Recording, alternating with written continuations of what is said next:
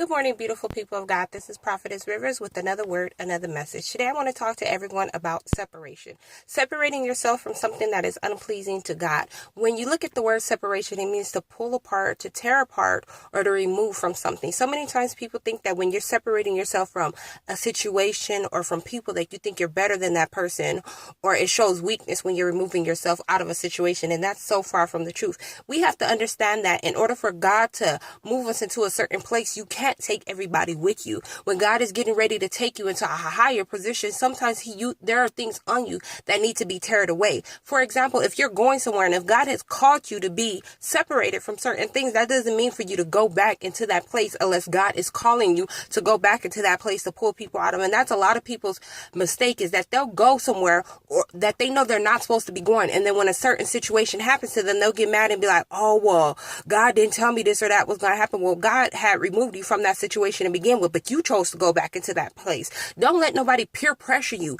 into going back somewhere, because so many times in our life, when we separate ourselves from something or from people will sit up there and be like, oh, you changed, or oh, you feeling yourself, or oh, you think that you better than the next person.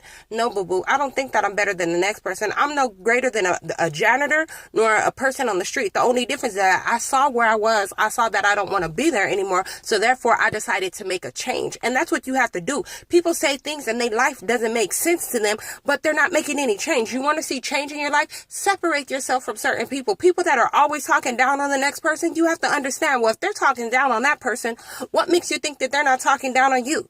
The same person, as a dog that bring a bone, carry a bone. You have to remember that at all times. And then when you separate yourself from people, you'll be able to see a difference, not just in your life, but in their lives as well. Then go back 5 years from now and see if they still doing the same thing that they doing. Not saying that you want them to still be doing the same thing, but 9 out of 10, them same people that were sitting up there talking bad about you, saying, oh, you think you better than the next person. You know what? They still doing the same thing. That doesn't mean that you think you're better. Nobody is better than the next person, but when God gets ready to separate you, he's separating you for a reason. You have to understand that everybody got Judases in their life.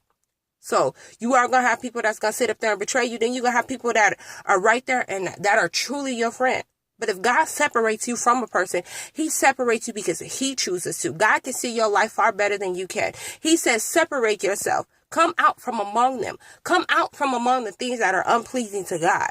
Remember, I love you. God loves you. Oh, can't forget the question of the week. Now, the question of the week is is it okay for old people and old friends to come back in your life? Well, it depends on who that old person is. Was it a person that you was constantly getting in trouble with? A person that was constantly having, you come home at 3-4 o'clock in the morning, or making you just do foolish stuff? If it's a person like that, then God separated you from them. God tucked them out of your life for a reason. Sometimes we put people back in our life when God is trying to take those very people out of our life. So for that question, do I believe that old friends can still be friends? Well, if they were your friend, they would have never left your life to begin with. You know what I mean? Some people are just associates, and you have to be able to learn the difference. And if the person ain't no good, then you got to see, was it worth them not being a part of your life? Do you need to bring them back in your life? What were they doing that made them not be a part of your life?